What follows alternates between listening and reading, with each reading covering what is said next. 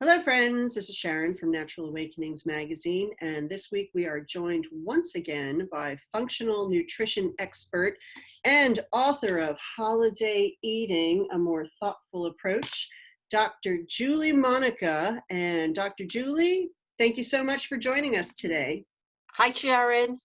Hi, it's so good to have you back. So we're about to begin the week of Thanksgiving, and I know myself included, we all love our desserts around the holidays, and you're going to give us a better approach to dessert. Absolutely. We talked about it and I came up with this. We thought it was a great idea, like you're saying at this time. So the first thing I want to say about desserts and in relation to the holidays, just like you're saying, and how most of us think, is that I don't want there to be a breakaway from the fact that these desserts can't be mainstream. You can't make it for the whole family and really introduce people into what's different about them, because some of them taste pretty good. Yep, a little departure. We have our favorites, we have our tradition. And on the other side of that coin, if you will, is that one day that it's Thanksgiving or that it's Christmas, the traditions, that's the day to do it for sure. So I'm not trying to tell people not to do something, but certainly desserts go way beyond the holidays. So it's a two ways to look at how much you want to infold it into your life and that they exist. But certainly they exist at times when we really need them, when we're really trying to um, edit our diet, trying to meet a goal, a weight goal, a body composition goal, gain more muscle, lose a little bit of water and fat. So they certainly fit in. And yes, I'm going to show you some desserts today that absolutely do that. What I did was I kind of chopped it up into three categories, and I think everybody's going to like this. And that is, first, we're going to do chocolate. Okay. So we're going to talk a little bit about chocolate. Then we're going to talk about ice cream. I thought that was a really, really popular one to hit. And then we're going to do like a cake-like thing. Okay. So let's start. Okay. When we do chocolate, people out there, when you're looking for something that's going to fit the bill, it exists. Okay. First of all, there's so much cocoa being used, cocoa, raw cocoa powder that has per tablespoon, maybe one carbohydrate in it. You take 1 tablespoon and you add it into a recipe and you make something chocolatey. That's one carb. Certainly there's other ingredients, but that's the fulcrum of it. And that's what we're talking about right now.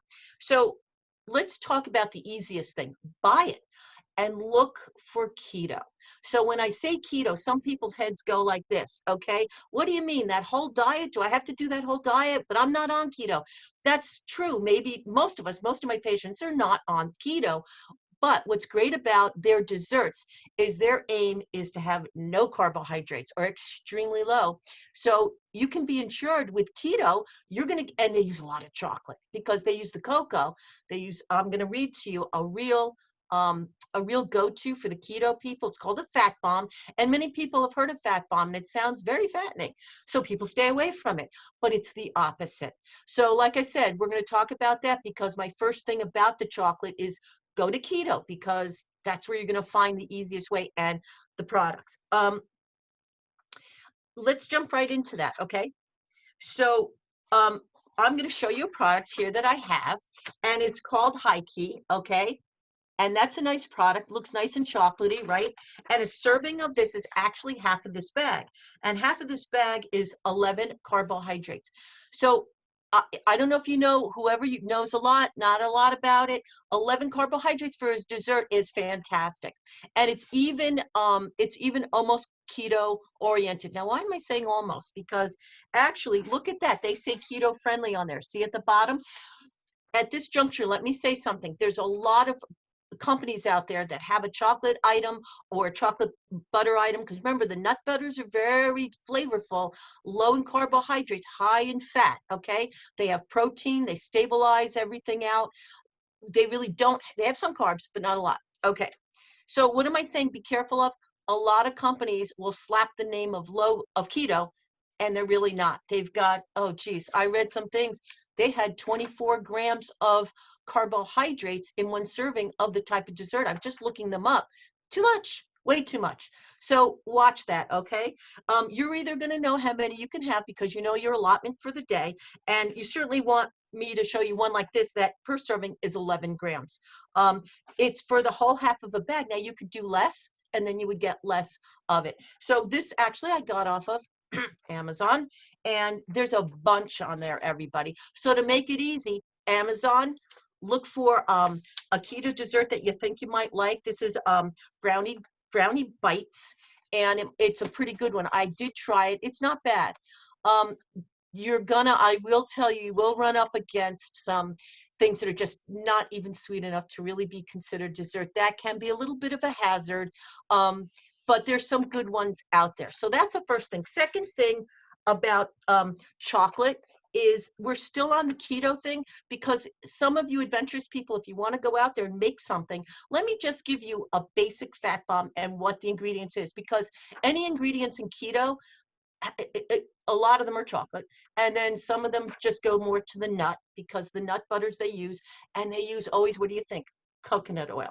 Because coconut oil, 0 carbohydrates, and it's oil, and it has that desserty type of kind of panache.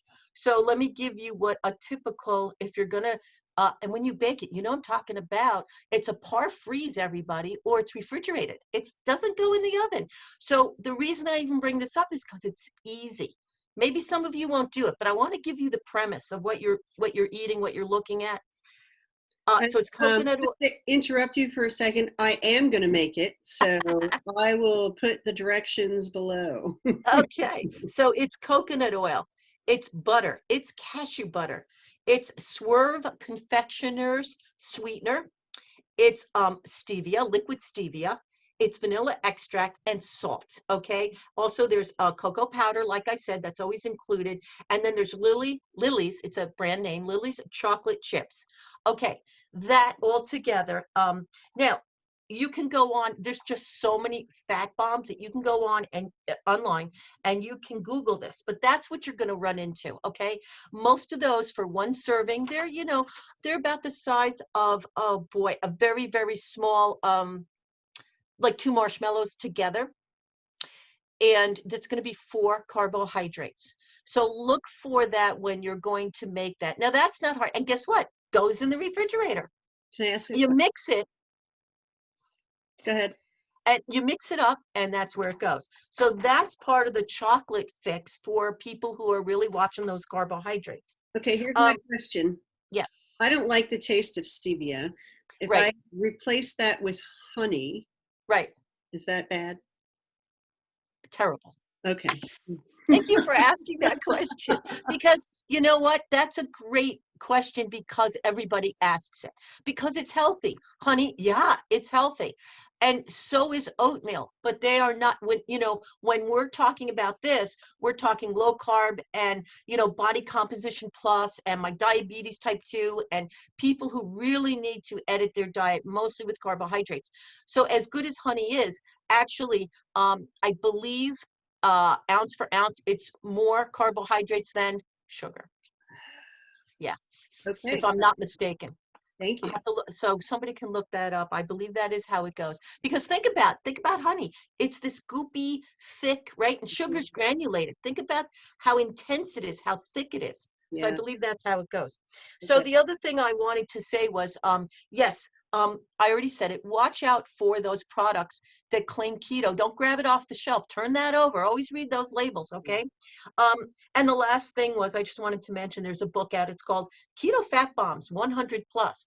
So you could kind of look that up. It's also on Amazon, I believe, and you can open those pages and look at the ones that you like, maybe more nutty, maybe more chocolatey. So that's really a good, if people didn't put that together, keto chocolate, it's going to fit the bill. Okay, let's move into ice cream, okay? So the reason I picked these, I have to tell you, is because I have experienced, and it wasn't like I really had to look, but I had to share, because I'm bowled over of how many ice creams now have become low carb. And I don't know all the food science behind it, but a lot of the dairy-free ones, which is great, dairy-free, are phenomenal, okay? And what I'm going to do is I'm going to just, that's one big tidbit, the dairy free. I have to give a shout out to Good Pop, okay? So Oh, what does that look like? This looks like the creamsicles that we yeah. used to eat, okay? So this is from my house. It's empty, okay? And rightly so. 11 carbohydrates. Now, I went from 4 in the fat bombs to 11. What's that about? Doc, where am I with the carbs? Well, look, it depends on what you've decided with your dietitian, with your nutritionist, where you want to be. But what 11 works for most places.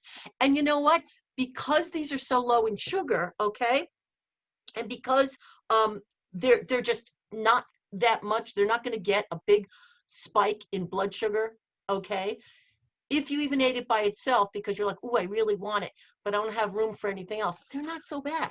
They're not going to really punch up the blood sugar for the diabetes type 2 patients, okay? They're just below a bad level. Tastes great. I can't say enough of that. That's why I showed you the box.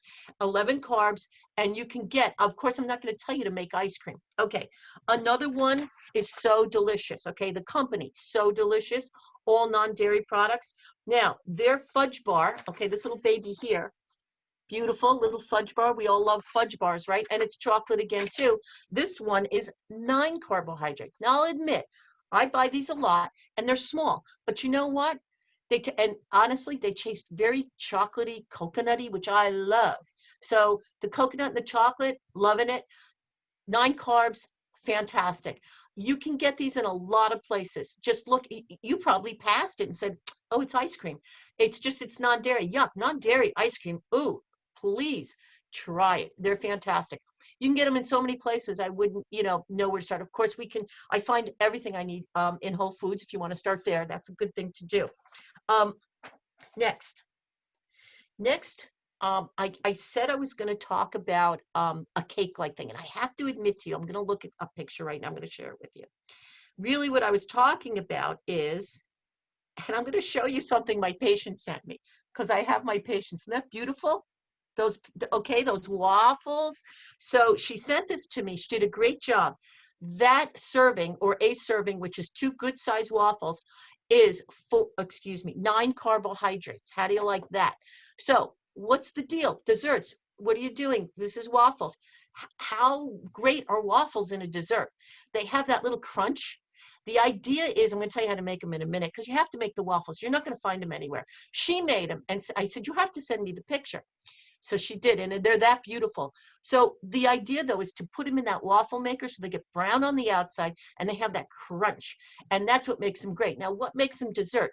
Remember what I was saying about, if make a mental note, Swerve confectionery sugar. So it's the confectionery kind. They have all kinds of sugar. So if you had a waffle and some confectionery sugar and you put a few blueberries on there, come on, that's dessert. That's what we love. So that's a really good one. The blueberries and that confectionery sugar, you're only adding a couple carbs. You're at 9, 10, 11, 12. You are right in that ballpark for something really beautiful. And the protein is really high. It's like 8 or 9. So why is that important? Because you literally, even though it's more sweet, you can make a meal out of it. So that's why I brought that up, is that at the end, people are like, oh, I missed that pound cake, or I missed that donut. Well, for me, these suffice. Now, what's the golden ticket there? They're made out of protein powder.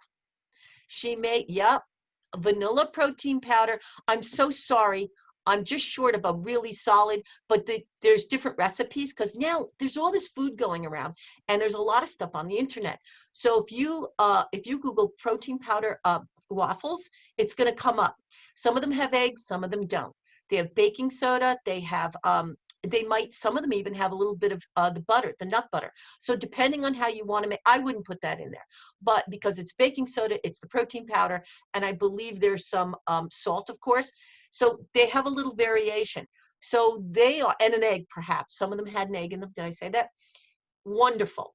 Put them in your little waffle maker, and you're going to get a dessert. So that was my contribution for desserts. And like I said at the beginning, and I said it this morning to a patient as well, because the question was a very good question. Doc, what happens when I'm eating a little differently in the future? Because that particular patient, following something very close to the kinds of things we're talking about, and maintaining carbohydrates and her calories, but focusing on carbs, because it's hard to do that. This is really the way we should be eating.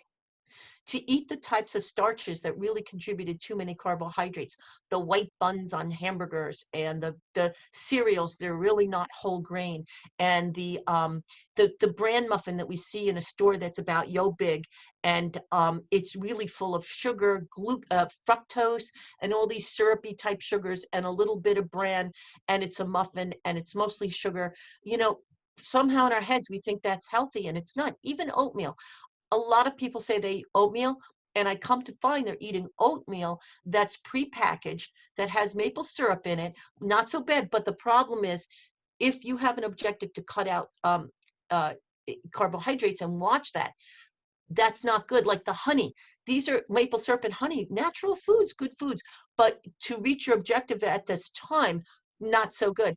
And in that oatmeal further, they've got, oh geez, I don't know, nuts and all kinds of things, and it becomes, and to heat up quickly with just some hot water added to it, they've sometimes denatured the oats so that they're not a long cook oat. They really are a different response of a type of oat because it needs to cook fast. It also raises your blood sugar faster when eaten. So that's an issue with those kinds of oats. So when people, right, it's when people say oatmeal, I want to know what kind of oatmeal they're eating, because we do eat a little of it, and sometimes it is worth it. Again, a natural food and good, and many times a lot of this, as we know, predicates on how much we do of anything. So again, my point was long-windedly that I would like to see people switch over. We have not for a long time have an intake of good fats, things like coconuts, things like nut fats, okay, particularly walnut oil. I'm talking about oils. Fabulous. And you got to watch some of the bad ones, the polyunsaturated, the vegetable oils. You know, corn oil, thank God we don't even see it around that much anymore. And something say just vegetable oil, and if you see that where it says just vegetable oil, get rid of it. Get rid of it. It's horrible.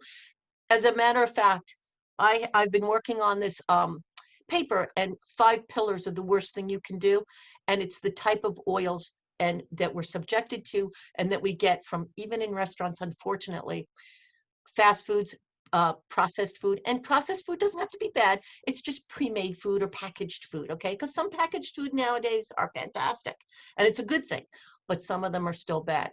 So watch what you're eating, even when it comes to sweets. And I hope that made an impact, gave you some direction. Not everything is baked either.